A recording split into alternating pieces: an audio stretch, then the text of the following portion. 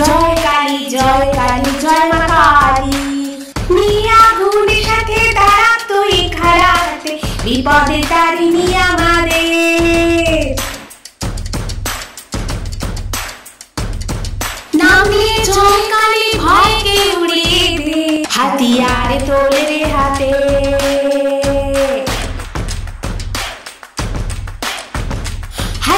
হারে রে রে আমাদের ধরবি কে রে, ডাকাতি হবে যে রে শয়তানে তোর ঘরে, শয়তানে তোর ঘরে।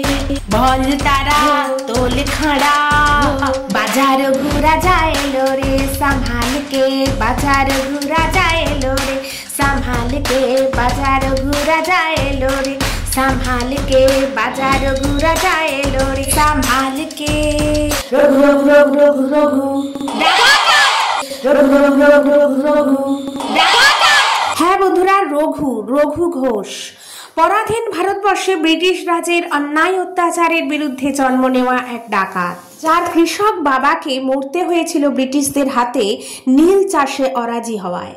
নীল চাষের ফলে জমির উর্বরা শক্তি নষ্ট হওয়ায় কৃষকরা জমি দিতে চাইতেন না, তাই চলতো অত্যাচার। আর এরকম অত্যাচারিত পরিবারগুলির কিশোর তরুণদের সাথে নিয়েই গড়ে উঠেছিল তার ডাকাত দল। সে সময়ের বাংলার ত্রাস ছিল এই রঘু ডাকাত, যাকে বাংলার রবিনহুড বলা চলে। ধনসম্পদ কুক্ষিগত করে রাখা ব্রিটিশ তোষণকারী ও নীলকর সাহেবরা ছিল তার নিশানায়। লুট করা সম্পদ নিজে দাঁড়িয়ে থেকে ভাগ করে দিতেন অসহায় গরিবদের মধ্যে। রবীন্দ্রনাথ ঠাকুর তার ছেলেবেলা রচনায় রঘু ডাকাতের উল্লেখ করেছেন এইভাবে যে তারা আগে থাকতে খবর দিয়ে ডাকাতি করত, ইতর্পণা করত না।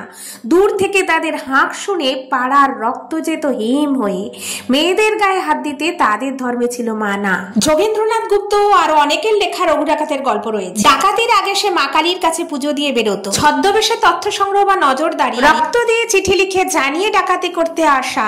ডাকাতির এসব প্রথার প্রচলন রঘু ডাকাতের থেকেই। কালী ভক্ত রঘু ডাকাতের স্মৃতি বিজড়িত অনেক মন্দির আছে পশ্চিমবঙ্গে। বর্ধমানে কাটোয়া ছাড়িয়ে দক্ষিণ দিঘিতে রয়েছে 51 সতীপীঠের অন্যতম অট্টহাস মন্দির। এখানে দেবীর ওষ্ঠের নিচের অংশ পড়েছিল, তাই ওষ্ঠাহাস থেকে নাম হয়েছে অট্টহাস। ঈশানী নদীর তীরে এখানে গভীর জঙ্গলে রঘু ডাকাত একসময় আস্তানা গেড়েছিলেন। বাঁশবেড়িয়া ত্রিবেণী বাসুদেবপুরে প্রসিদ্ধ ডাকাত কালী মন্দির, যেখানে একসময় মা পূজিত হতেন রঘু ডাকাতের দ্বারা। তন্ত্রাচারে কালী পুজোর উপাচার হিসেবে তিনি নরবলি দিতেন। গভীর রাতে ঢাক ঢোল বাজিয়ে মানুষ ধরে এনে বলি দিতেন মায়ের কাছে। কার্তিকের অমাবস্যায় রাস্তায় যাকেই দেখতেন ধরে আনতেন বলির উদ্দেশ্যে। এমন ভাবেই একদিন কালী সাধক রামপ্রসাদ সেন যাচ্ছিলেন। তাকে বলি দেওয়ার আগে রঘুর অনুমতি নিয়ে গান ধরলেন, তিলেক দ্বারা ওরে সমন বদন ভরে মাকে ডাকি। সে গান শুনতে শুনতে বলি কাষ্ঠে স্বয়ং দেবীকে দেখলেন রঘু। তারপর থেকেই নরবলি বন্ধ।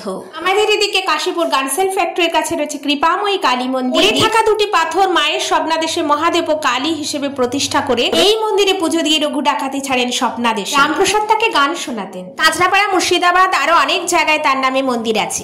এসব মন্দিরগুলিতে আজও মায়ের পুজো হয়, ভক্তরাও আসেন। তার কালী পুজো নিয়ে পরেও ভিডিও আনবো। আসন্ন কালী পুজোর শুভেচ্ছা জানাই বন্ধুদের। আর রঘু ডাকাত চরিত্রটি নিয়েই ধ্রুব বন্দ্যোপাধ্যায়ের লেখা ও পরিচালনায় সাম্প্রতিক বাংলা ছবি তৈরি হয়েছে রঘু ডাকাত। রঘু ডাকাত প্রত্যেককে ভালো বলছে। রঘু রঘু রঘু রঘু রঘু রঘু রঘু রঘু রঘু ডাকাত বনা ছাড়ি তার ভয়ে কাঁপে হে ধরাধাম, মানে না কারো হুকুম, কেড়েছে সে ব্রিটিশ রাজের ঘুম। আমার সঙ্গে যেহেতু রঘু ডাকাত গানটা শুনে নিলেন, আমার সঙ্গে আমার বন্ধু আমার মিউজিক ডিরেক্টর মিলান এসে মিলান করে গান টান যদি শুনতে হয় দিয়ে দেবে। আমি মিলান দিয়ে কিভাবে মিলান 1 2 3 4 1 2 3 4 এখন মেগাস্টার আমার দাদা, আমার মেন্টর এবং এই কাজ থেকে আমার প্রথম কাজ করে এই মানুষটার হাত ধরে সবাই মিলে রঘু ডাকাত করে দিচ্ছে। একসাথে আমি বলবো রঘু, তোমরা বলবো ডাকাত, ঠিক আছে? রঘু রঘু রঘু জানি কেন যে মরি মনে তোমার মতো জানি কেন যে মরি মনে